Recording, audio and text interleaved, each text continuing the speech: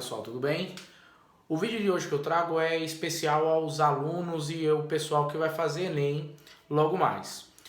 A partir de hoje, irei trazer alguns vídeos referentes a alguns indicadores sociais, socioeconômicos do Brasil, inerente ali para facilitar vocês, tanto na prova de Ciências Humanas, até mesmo na prova de redação. Importante salientar que durante os últimos anos, desde quando o Enem tem essa nova roupagem, nós temos cada vez mais assuntos ali envolvendo as ciências humanas na prova de redação. Então o que eu trago hoje para vocês é referente à mortalidade infantil no Brasil, tá certo? É importante nós sabermos o conceito de mortalidade infantil e se cair na redação ou até mesmo em questões de geografia, você entender basicamente como funciona a contagem da mortalidade infantil e até mesmo alguns conceitos, causas e motivos que levam ou acréscimo ou decréscimo da mortalidade infantil no Brasil. Então vamos começar. Primeiramente, qual é o conceito de mortalidade infantil no Brasil e no mundo? Primeiramente, segundo dados do IBGE, o conceito de mortalidade infantil está referido a nascimentos de crianças, né? Está referido aqui a nascimento de crianças até 1 ano de idade, ou seja, crianças que poderão morrer até completar 1 ano de idade. Então vai desde o pré-natal, desde a sua concepção, até 1 ano de idade. Tá certo? Existe uma certa ideia que mortalidade infantil é só no ato de nascer. Não, certo? A mortalidade infantil tem a ver até os 12 primeiros meses de vida da criança. E falando disso, sabendo já do conceito, é importante também você saber o seguinte, que no Brasil, em como acontece um padrão mundial, há um decréscimo, ou seja, está diminuindo a taxa de mortalidade infantil no mundo, mais precisamente, primeiramente em países ricos. Gostaria de salientar um ótimo processo na Coreia do Sul de mortalidade infantil. Só lembrar que a Coreia do Sul, até a década de 50, tinha mais ou menos ali uma taxa de mortalidade de 139 crianças que iriam morrer. Hoje, atualmente, nós temos basicamente, em média ali, 3 a 4 crianças que vão morrer lá a cada mil habitantes da Coreia do Sul. É um grande exemplo. A Coreia do Sul está entre os 10 países que tem um dos melhores índices de mortalidade infantil, certo? O país que se destaca é a Islândia, né, que vai ter uma mortalidade infantil de 1,6. O Brasil está em 105º, né? É uma posição ali intermediária comparado a todas as nações, mais de 200 nações que nós temos. Porém, nas últimas décadas nós temos uma rápida queda da mortalidade infantil. Só quando você lembrar que no final dos anos 90 a mortalidade infantil do Brasil ultrapassava 51 óbitos a cada 1000 crianças que nasciam. Importante também nós percebermos que a partir do ano de 2010 até o ano de 2020, nós tivemos basicamente uma estagnação nesse processo de mortalidade infantil. Esse processo de mortalidade infantil estava tendo um decréscimo ao longo das décadas, né? Podemos dizer desde os anos 70, devido à política de vacinação que ocorreu no Brasil. Porém, a partir de 2010, essa taxa de mortalidade vai ficar entre 12% a 13%. Atualmente, né, segundo dados de 2019, nós temos aí uma mortalidade infantil basicamente entre 13,7% no território nacional. Importante dado aí para você utilizar na sua redação, se caso for necessário.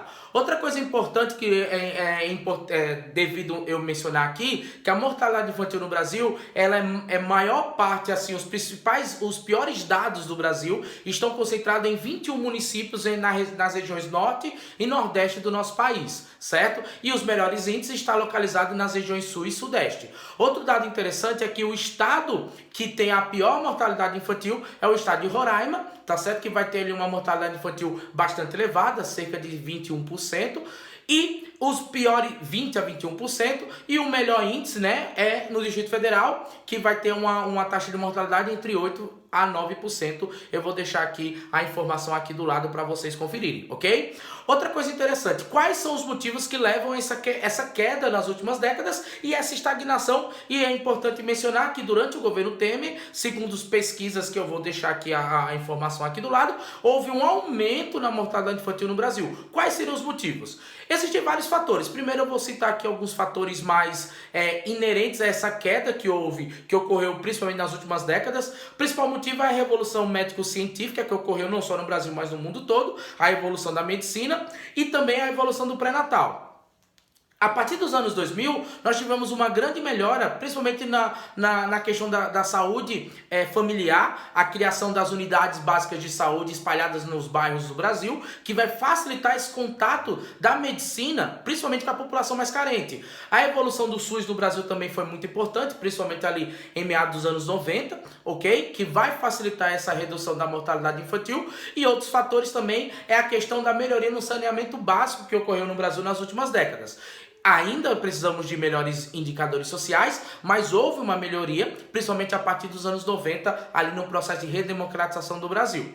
Outra questão também importante que deveríamos salientar é que, a partir desse processo, também um processo importante, depois do nascimento, é também o processo pré-natal, em que houve uma melhoria no processo pré-natal, o acompanhamento das mulheres gestantes, das mulheres grávidas, e também o pós-natal. Importante, como eu mencionei, que o conceito é até crianças de 1 ano. Então, melhoria na questão da moradia, melhoria no saneamento básico das cidades, a questão da água potável, que vai facilitar, e essas crianças vão ter ali uma maior longevidade, facilitando os indicadores sociais do Brasil.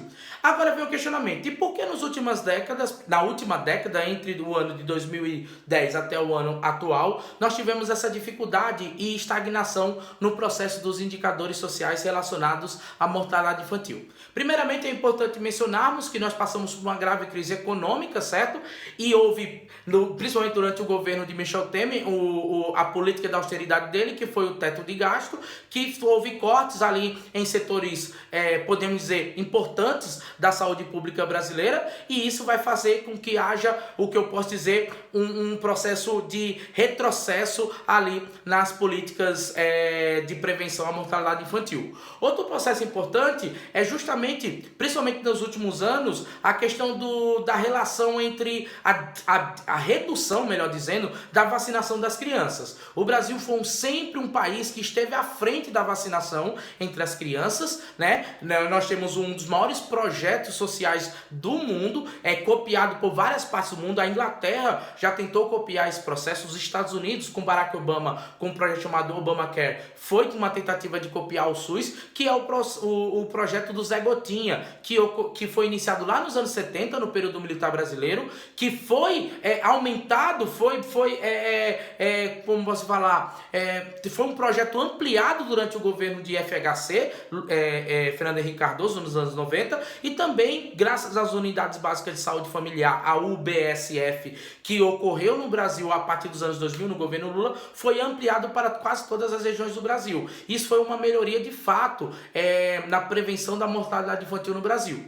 Porém, nos últimos anos, a negação à vacina, principalmente durante a pandemia, está fazendo com que ocorra ali uma redução drástica e doenças que antigamente foram erradicadas está voltando cada vez mais aí, assolando e amedrontando a população brasileira. É importante também eu frisar para vocês, o aluno que vai fazer o Enem, é que alguns dados do IBGE estão sendo um pouquinho defasados por conta da dificuldade de fazer o censo. O censo era para ter ocorrido no ano de 2020, porém devido à pandemia e também devido ao contingenciamento de gastos do governo atual, houve um processo de retardamento na coleta do censo, e aí nós temos, principalmente nós que trabalhamos com alguns dados da geografia, da estatística, nós estamos utilizando estimativas ou dados ali